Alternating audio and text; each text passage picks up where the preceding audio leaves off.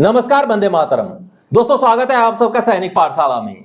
आज के इस वीडियो के 3 महत्वपूर्ण जानकारियों को लेकर आया हूं। जैसे आप बोर्ड पर देख पा रहे हैं, आम चुनावों के नतीजों के बाद मोदी 3.0 सरकार जमीन पर आ गई है और उनको अब मध्यम वर्ग की याद आ रही है। तो ऐसे में 8वां पे कमीशन बड़े जोर शोर पर चर्चा में है। दोस्तों, इसके बारे में बात करेंगे और एमएसपी किस तरीके से पनिशमेंट की वजह से बाधित हो सकता है या पनिशमेंट एमएसपी के ऊपर किस तरीके से असर डालता है, उसको आप सबको विस्तृत रूप से लेटर के जरिए समझाऊंगा।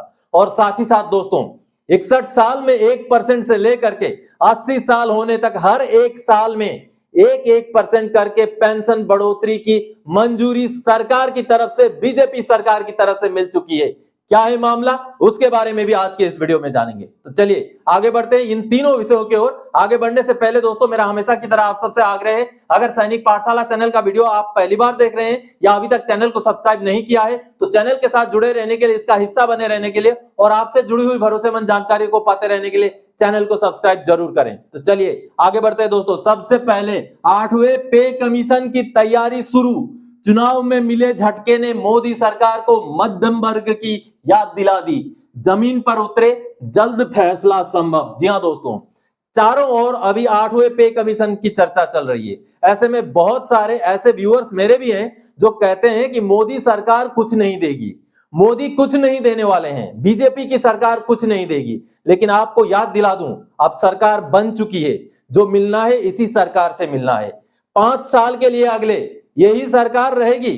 अब 2029 तक यही सरकार रहेगी। चाहे आपको ओआरओपी 3 लेना हो, चाहे आपको 8वां पे कमीशन लेना हो, चाहे आपको 50% डीए को अपने बेसिक में मर्ज कराना हो, करेगी तो यही सरकार करेगी। इसलिए ये कहना बिल्कुल ही निराश होकर के रहना, ये कुछ नहीं देगी, कुछ नहीं देने वाली है, कभी कुछ नहीं दिया, वो छोड़ दीजिए और आशावादी हो जाएगी, क्योंकि हमें अब मिलना है तो इसी सरकार से मिलना है। अब ये जो सामने आप एक न्यूज रिपोर्ट देख पा रहे हैं, जिसपे ये लिखा हुआ है, चुनाव में मिले झटके के बाद मोदी सरकार को याद आया मध्यम वर्ग, 8वें पे कमीशन की तैयारी शुरू।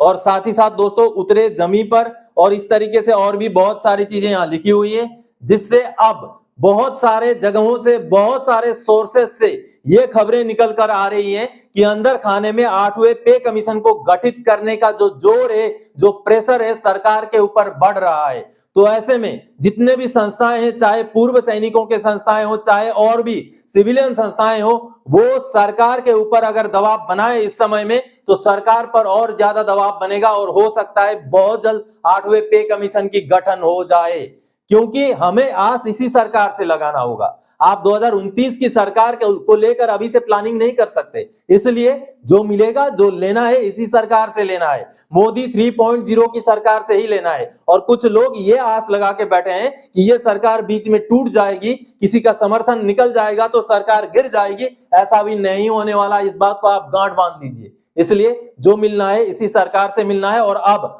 8वां पे कमीशन जो है इसी सरकार के समय में ड्यू है और हम आशा करते हैं, हम मांग करते हैं सरकार से कि 8वां पे कमीशन जल्द से जल्द गठित किया जाए।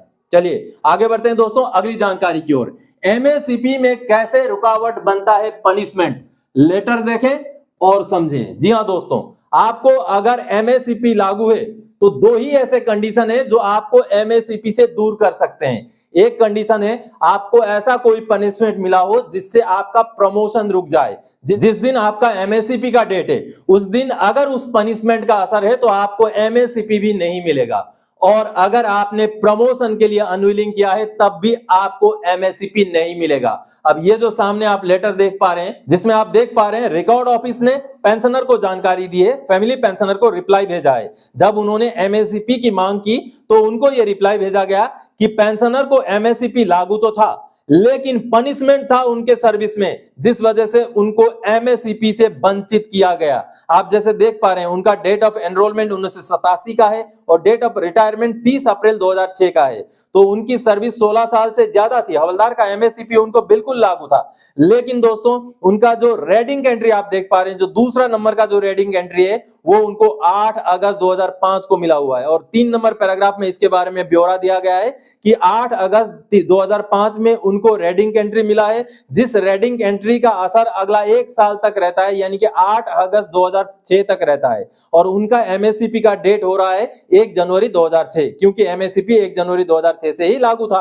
अब वो जो उनका पनिशमेंट का जो पीरियड था, उसी पीरियड के बीच में एमएससीपी का पीरियड होने की वजह से उनको एमएससीपी लागू नहीं हुआ। अगर ये पेंशनर 8 अगस्त 2006 के बाद भी सर्विस में रहते तो 9 अगस्त 2006 के डेट में उनको एमएससीपी मिल जाता, लेकिन पनिशमेंट का असर था उस ड्यूरेशन में, जिस वजह से उनको एमएससीपी नहीं मिल पाया। ऐसी जानकारी इस लेटर में दी गई है दोस्तों। और भी एक एडिशनल जानकारी दे दूं दोस्तों, कुछ ऐसे आर्मी एक्ट सेक्शन है जिस सेक्शन में अगर आपको पनिशमेंट मिला है तो आप परमानेंटली एमएससीपी के लिए हकदार नहीं है। जैसे army act section 34, 35, 36, 37, army act section 41(2), ऐसे कुछ पनिशमेंट्स हैं। इन आर्मी एक्ट सेक्शन में अगर आपको मिले हैं तो आपको एमएससीपी या प्रमोशन जिंदगी भर के लिए लागू नहीं है। और कुछ ऐसे आर्मी एक्ट सेक्शन है जिनमें अगर आपको पनिशमेंट मिला हुआ है तो आप 5 साल के लिए आपका प्रमोशन या एमएससीपी रुक जाता है। जैसे आर्मी एक्ट सेक्शन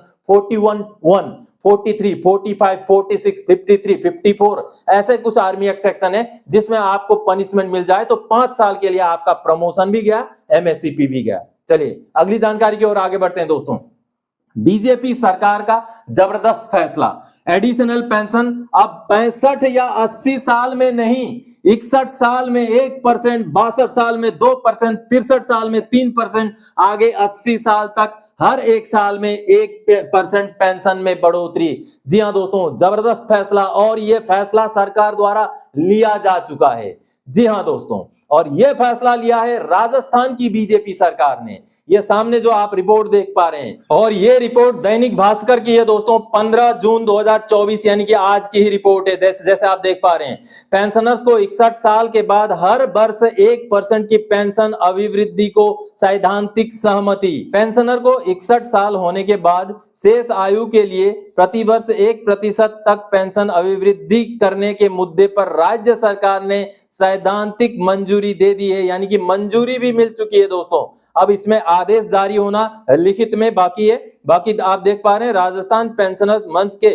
प्रदेश कार्यकारी अध्यक्ष श्री सूरज प्रकाश टाक की ओर से जारी प्रेस विज्ञप्ति में बताया गया है कि पेंशनर्स के साथ वित्त सचिव, बजट, चिकित्सा एवं स्वास्थ्य सेवा के निदेशक, लेखा एवं कोष निदेशक, पेंशन विभाग के निदेशक, बीमा विभाग के संयुक्त शासन सचिव नियम 2 और आरजीएसएस के परियोजना निदेशक के साथ बैठक हुई। बैठक में पेंशनर्स को 61 वर्ष आयु पूर्ण होने पर पेंशन अभिवृद्धि 1%, 62 वर्ष पूरा होने पर 2%, 63 वर्ष पूरा होने पर 3%, 64 वर्ष पूरा होने पर 4%, 65 वर्ष पूर्ण होने पर 5%। इस प्रकार पेंशनर्स को 80 वर्ष आयु पूर्ण होने तक 20% की पेंशन अभिवृद्धि का लाभ मिल सकेगा। तो आप सबने देखा दोस्तों कि राजस्थान सरकार ने उनके पेंशनर्स के लिए बहुत अच्छा और बहुत ही पॉजिटिव स्टेप लिया है। अब चूंकि राजस्थान में भी बीजेपी की ही सरकार है और केंद्र में भी बीजेपी की ही सरकार है,